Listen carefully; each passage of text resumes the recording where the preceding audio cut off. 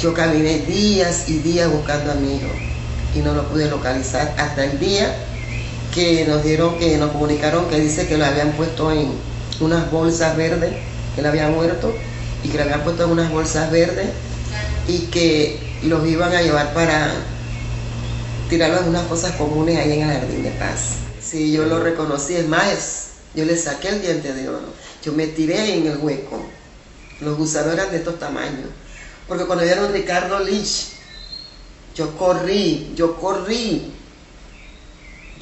me tiré en ese hueco de la fosa. Y muchos más hijos, Murillitos, muchos más murieron de una manera fea.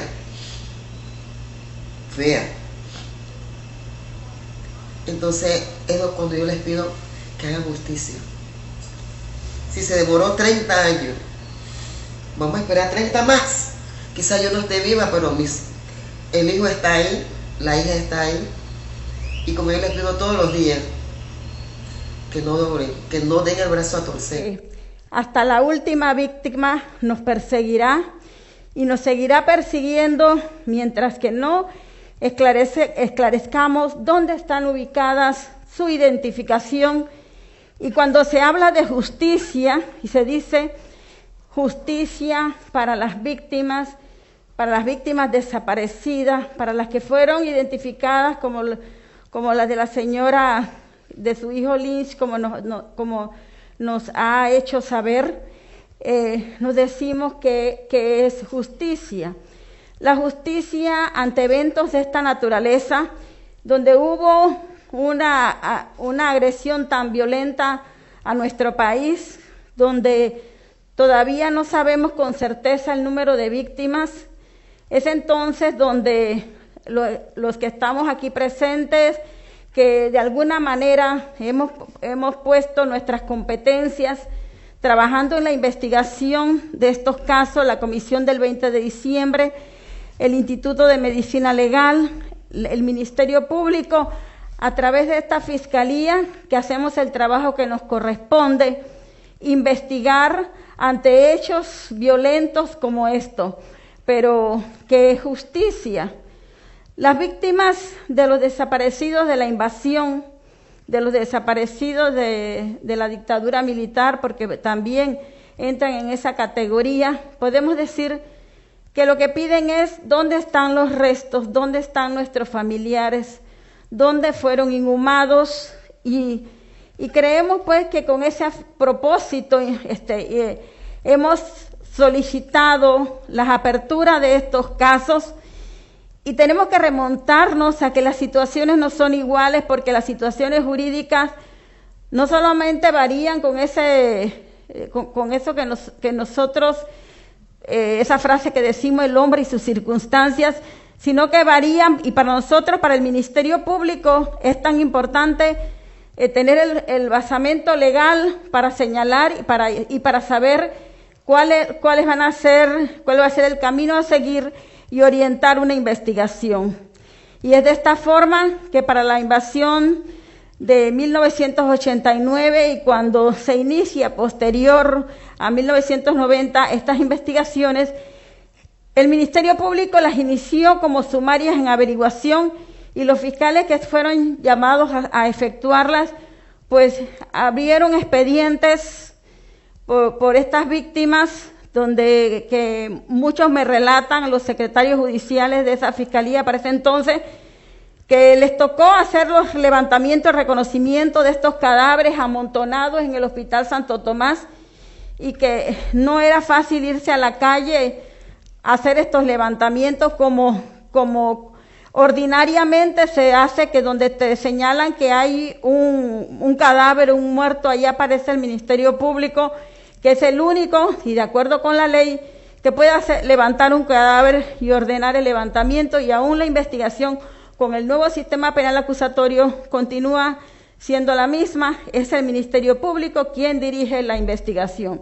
Sin embargo, para esa fecha, estos cadáveres amontonados, y me decían los secretarios judiciales que solo le buscaban si tenían alguna identificación, la registraban en unas libretas, le ponían el nombre que aparecía, pero si no tenía nombre, no portaba una cédula, no portaba un documento, lo ponían como desaparecido.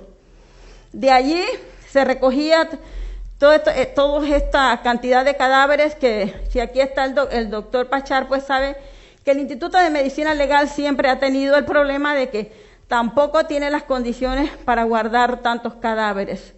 Esta cantidad de cadáveres que después se depositaron en fosas comunes es lo que entonces, ¿qué hemos visto? Pues fosas comunes donde algunos tenían una placa que bien saben todos los que reiniciamos estas investigaciones en estas aperturas, que muchas placas no correspondían con los supuestos cadáveres que estaban bajo esas lápidas.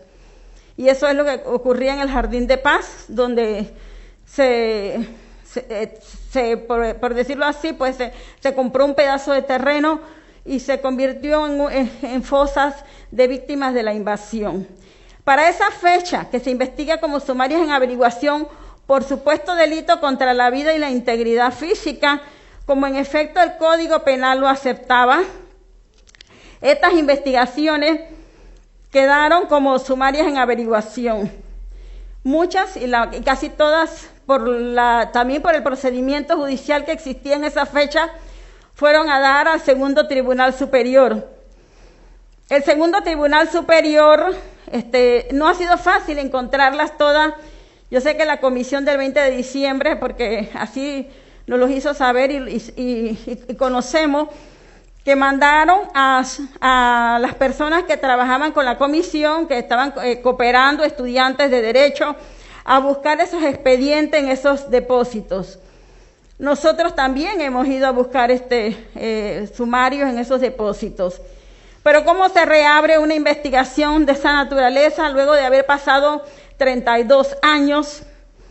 Puede ser a través de la comisión del 20 de diciembre que recibe a cada momento pues a las víctimas, y pueden las víctimas también acercarse directamente a la fiscalía con alguna información diciendo que su familiar puede estar o sospechan de que estén en una de esas fosas comunes o en cualquier otro lugar del territorio nacional.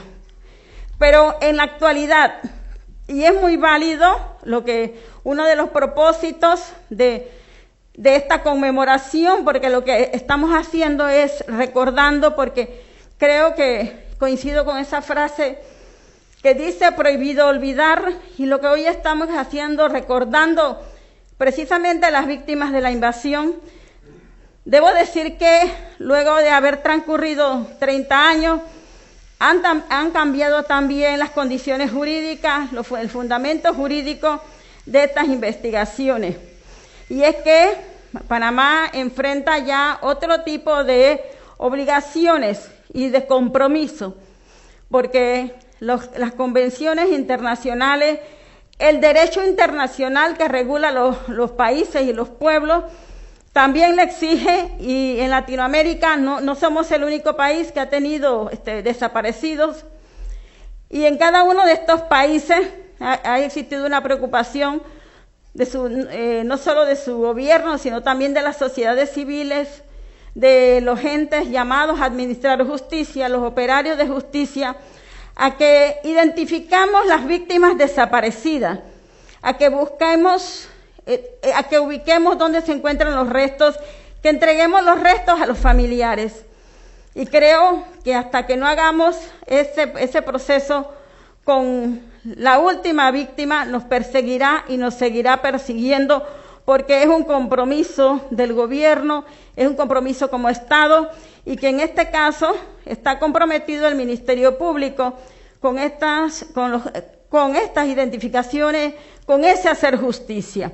Por eso yo preguntaba, hacer justicia tiene sus aristas para cada caso en particular, porque cuando tenemos un caso común, un caso, o por decirlo así, un caso ordinario, debemos buscar el autor, debemos vincular quién le causó esa muerte, quién lo desapareció. Ante una situación en la que estamos viviendo, lo que están pidiendo los familiares de las víctimas es identifiquen a mi víctima, busquen dónde está. Ese es el proceso en que estamos. Y cuando dicen que debe haber una preocupación y porque Latinoamérica ha despertado en cuanto a evitar, a que no se den más desapariciones de esta naturaleza. Porque si bien es cierto, cuando ocurre, se trata de un delito contra la vida, posteriormente, y con estas convenciones, con la Convención Interamericana contra la Desaparición Forzada, la Convención Internacional para la Protección de Personas contra la Desaparición Forzada, erige un tipo penal totalmente diferente, y es que a partir del 2011, que se convierte en ley la Convención Internacional para la Protección de las Personas contra la Desaparición Forzada, el delito de desaparición forzada lleva otra tipificación.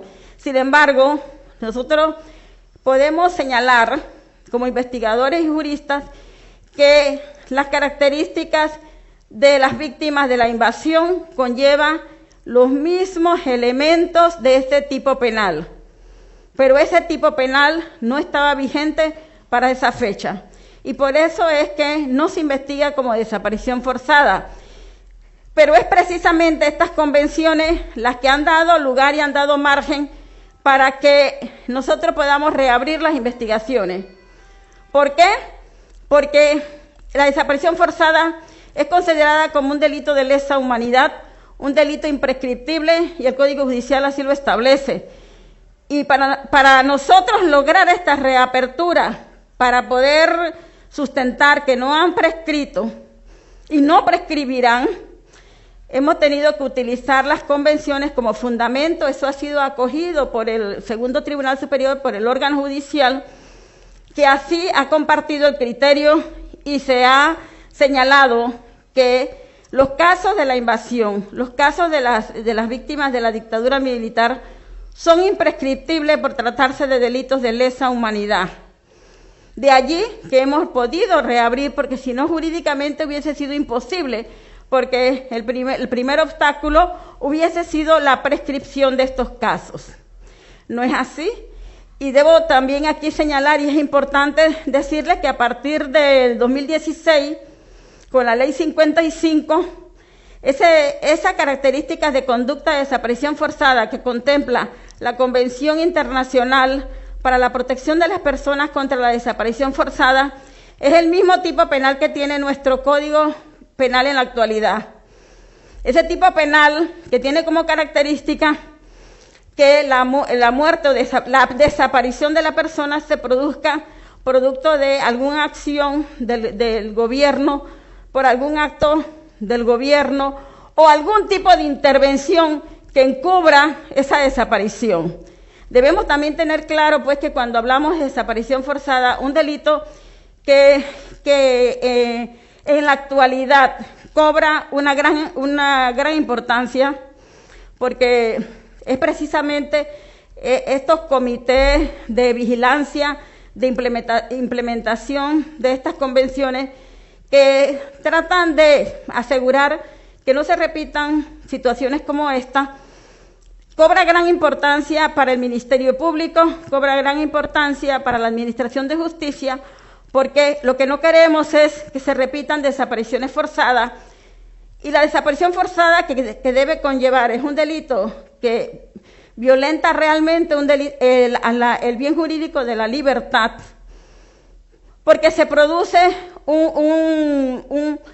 una privación de libertad, un esconder a la víctima durante un tiempo, pero que se supone que la víctima debe aparecer. Entonces significa que mientras que una víctima que se desapareció de manera violenta, como son estos casos, mientras que no aparezca, es un delito continuado y permanente. O sea, no saldamos la deuda hasta cuando no encontremos esa víctima desaparecida. Mientras tanto, seguirá desaparecida. Entonces, por eso es que este concepto de desaparición forzada, por lo general, cuando esa víctima no aparece, o cuando aparece muerto, cuando identifiquemos esos restos, que son 33 del Jardín de Paz y 8 de la fosa común del cementerio Monte Esperanza en Colón, por lo pronto, mientras que no identifiquemos esos restos, Mientras que no aparezcan, se continuará siendo una desaparición forzada, conjuntamente con otro delito, homicidio. Entonces se trata realmente de delitos graves, porque la desaparición forzada ya conlleva una penalidad bastante alta, creo que hasta 18 años, y ni se diga el homicidio. Entonces, hay allí una pluralidad de afectaciones, son múltiples el daño. Entonces, cuando se habla de reparación del daño, ¿qué se espera ante víctimas que no han aparecido, ante víctimas que no han sido identificadas aún? Entonces, la reparación del daño, o lo que se le llame justicia, que sería eso, porque la vida no se puede devolver, sería identificar, poder encontrar los restos a esos familiares, hacerle un reconocimiento para que hechos como estos no se repitan. El Ministerio Público, nosotros hacemos el trabajo dentro de los parámetros jurídicos, dentro del escenario que nosotros manejamos, que es la investigación y la parte jurídica, y sabemos que la comisión del 20 de diciembre, el Instituto de Medicina Legal, como bien dijo el ingeniero Planes, hemos estado trabajando en búsqueda de ¿qué? De concluirlos, por lo menos de concluir estos 16 casos que tenemos, que es apenas una pequeña parte de las 330 víctimas aproximadamente que nos ha indicado la comisión que se tienen. Entonces, en verdad, pues, todos esperamos poder darle alguna respuesta, comprometernos con esa parte de hacer justicia, darle a cada uno lo que le corresponde. El Ministerio Público está en ese, ¿verdad? Esto paso a paso, tratando de concluir estas investigaciones.